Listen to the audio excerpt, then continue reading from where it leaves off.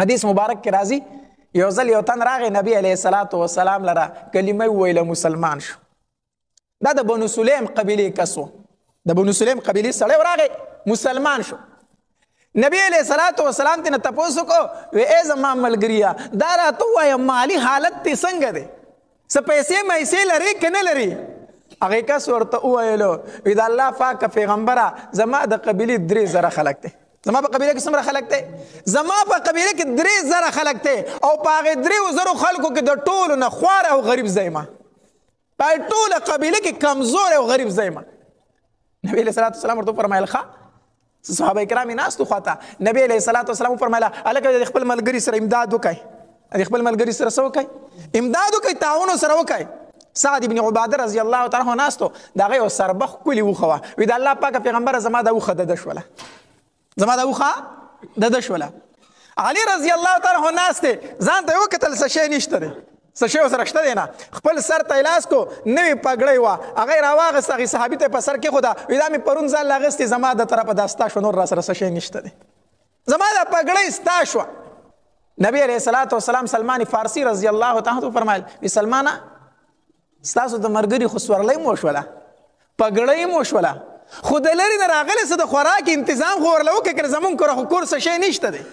لاړ شه وځه د مدینې په کوڅو کې وګرځه، وایي د الله د پاک پیغمبر میلمه راغلی وږې د خوراک له ولله څه راکئ. سلمان فارسی رضی الله تعالی عنه چې د مسجد نبوي نه ووتو، د مدینې منورې په کوڅو کې روان دی او اواز کوي ای خلکو زما د محبوب صلی الله علیه وسلم میلمه راغلی وږې دی، هغه له د ډوډۍ انتظام وکئ. د مدینې په کوڅو کې دا اواز کوي چې څنګه تو په کوڅه کې که نه، نو دا اواز د فاطمه رضی الله تعالی کور ته ورغی.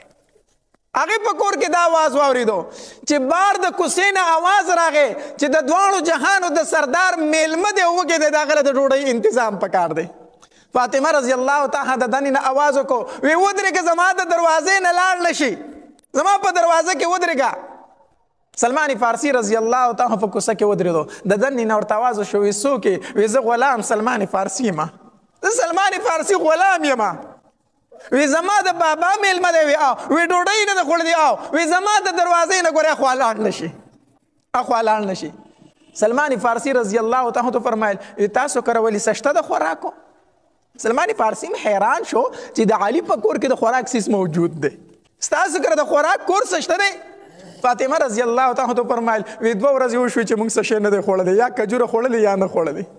نو یې میلمه له څه وسم؟ وی الله به خیر کړي، ته دلته ودرېږه، ته مه ځره دې ځای نه. د فاطمه رضی الله تعالی په سر باندې یو ښکلی څادر پروت و، د خپل سر نه هغه څادر راټول کو او سر یې په بل یو چوپړي باندې پټ کو او هغه سلمان فارسی ته په ور کې راویستو. وی دا څادر والا او زمونږ د دې کور نه یو 2-3 کوره اخوا لاړ شه، دغلته یو یهودي دی شمعون تینا نوم دی، شمعون یهودي تینا نوم دی، هغه د خلکو نه نغدي پیسې مالي او څیزونه هم ګاڼه کوي. نو زما دا څادر په هغه باندې خرڅ کړه او یا یې ورسره ګاڼه کېده او هغه ته ووایه ما ته د خوراک څیز راکړه په دې باندې. سلمان فارسی رضی الله تعالی عنه د سترګو نه اوښکې روانې شوې، څادر ته یې لاس نه کو. فاطمه زه ستا څادر نشم خرڅولی، زه ستا څادر نشم خرڅولی. فاطمه رضی الله تعالی عنه فرمایل سلمان دا زما حکم دی، دا به منې، دا زما حکم دی. سلمان فارسی رضی الله تعالی عنه په ډکو سترګو باندې د هغې څادر راواغستو او شمعون یهودي لی وړو. نو چې شمعون یهودي لی وړو هغه ته یې څادر کېښودو، وی دا والا او موږ له په دې باندې د خوراک څه شیزونه راکړه، موږ له پې د خوراک څښاک څه سیز راکړه، کجوري راکړه، وړه راکړه.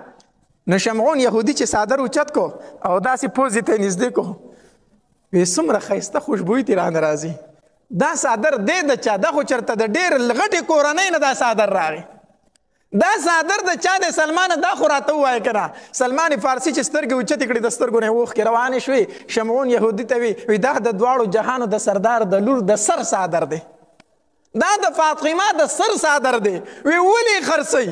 خرڅوي یې ولې؟ وی خرڅوي ځکه چې د هغې د پلار میلمه راغلی دی او وږی دی او د هغې په کور کې د خوراک څه شی نشته دی. هغه وایي چې شمعون نه دا څادر ورکړه خو د خوراک څه شی پې ماله راوړه. شمعون یهودي چغې کړې، وی فاطمه ته وایي چې د شمعون په دکان کې ستا د څادر قیمت نشته.